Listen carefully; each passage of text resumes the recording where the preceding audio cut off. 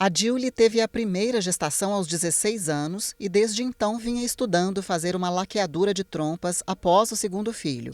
Hoje, aos 23 anos, aproveitou o nascimento do Cauê para fechar a fábrica. No primeiro eu queria, só que eu tinha 16, aí na época a lei não autorizava. Aí com esse daqui que eu já tinha 23, a lei mudou e eu falei que eu já queria. Mas a lei para a esterilização de homens e mulheres que não desejam mais ter filhos mudou em 2 de março de 2023.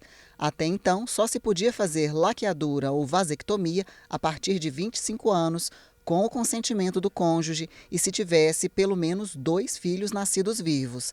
Agora, a idade mínima é de 21 anos e não precisa do aval do companheiro e nem ter filhos. Dilly aproveitou o momento. Já tem 2, né? Já tava bom, já é um método mais, vamos dizer assim, mais seguro de não acontecer de eu engravidar de novo. E eu não dou certo com pílula, não dou certo com injeção, então eu optei por fazer. Porque eu já não tinha vontade de ter outro, eu sempre falei que eu queria ter 2. Já tava com o segundo, então tava ótimo.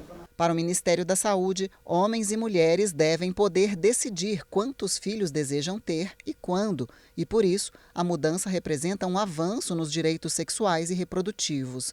Mas a medicina alerta para o peso da responsabilidade de uma decisão como essa. Em todos os casos de laqueadura e vasectomia, o paciente precisa manifestar o desejo 60 dias antes, passar com uma equipe multidisciplinar, que pode ser com médico, enfermeiro, assistente social, psicólogo. Para quê? Para entender muito bem o contexto, né, da cirurgia, para entender que é um método que não tem volta, né, um método irreversível, para pensar se é isso mesmo que realmente quer, né, para ter esse tempo, né, de pensar e mudar de ideia.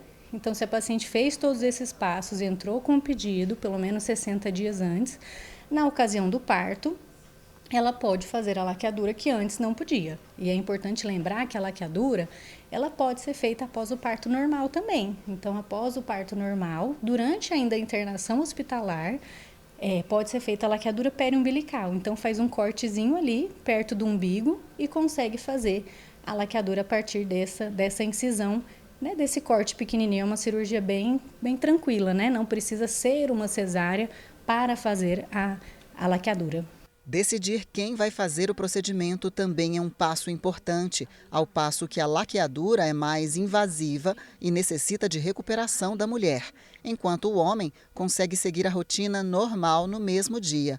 Além disso, a vasectomia não afeta a masculinidade, nem deixa o homem impotente ou infértil, como muitos pensam. A vasectomia, ela é um procedimento mais tranquilo de ser realizado. É realizado por urologista, mas ela é feita com anestesia local.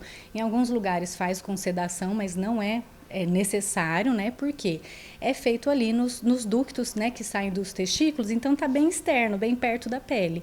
Então é um procedimento bem tranquilo, que não exige internação. O paciente faz e vai de alta no mesmo dia. O pós depois é muito mais tranquilo, né? Já a laqueadura, as tubas uterinas ficam lá dentro da barriga da mulher. Então, tem que acessar o ambiente, né, intraabdominal. Então, é um procedimento mais invasivo, é um procedimento com uma recuperação um pouco mais complicada do que uma vasectomia. A vasectomia é mais simples.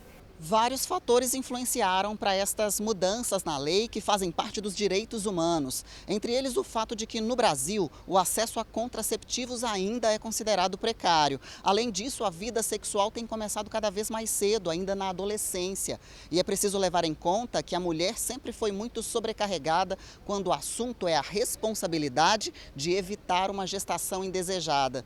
As mudanças estão valendo há pouco mais de um ano e os números impressionam. No ano decorrente da mudança da lei, Minas Gerais registrou um aumento de 92,5% nas laqueaduras e de 77% nas vasectomias. Em 2022, foram 12.033 laqueaduras e 4.662 vasectomias.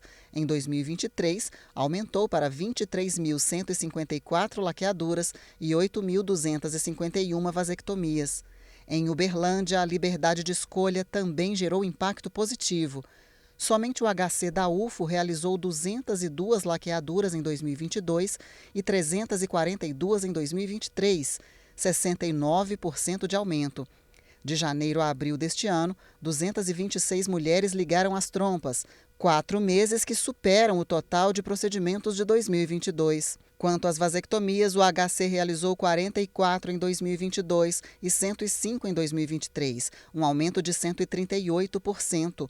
De janeiro a abril de 2024, já foram 24 intervenções nos homens. Isso facilitou muito o acesso para pacientes que desejam fazer tanto a vasectomia quanto a laqueadura, mas a gente tem que lembrar que é um método irreversível. Então, o SUS tem muitos outros métodos contraceptivos disponíveis, injetáveis, comprimidos, preservativo, o próprio DIU de cobre, né, o Implanon em algumas situações, para a gente não tomar uma decisão, às vezes muito precipitada, que possa causar um arrependimento no futuro. Se a pessoa for assim, mas fulano reverteu. Não, então se você está indo para uma vasectomia pensando na possibilidade de reversão, pensa um pouco mais, espera um pouco mais, porque não é simples uma reversão e às vezes a laqueadura, por exemplo, não tem reversão. Então sempre ir com a cabeça muito bem decidida, muito bem pensado, avaliado outros métodos contraceptivos para ir de forma tranquila, sem arrependimentos para o futuro.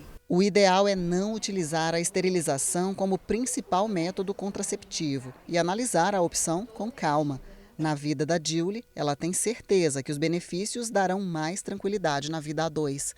Bem mais tranquilo ter agora a relação, né? Porque com o anticoncepcional a gente ainda não tem 100% de certeza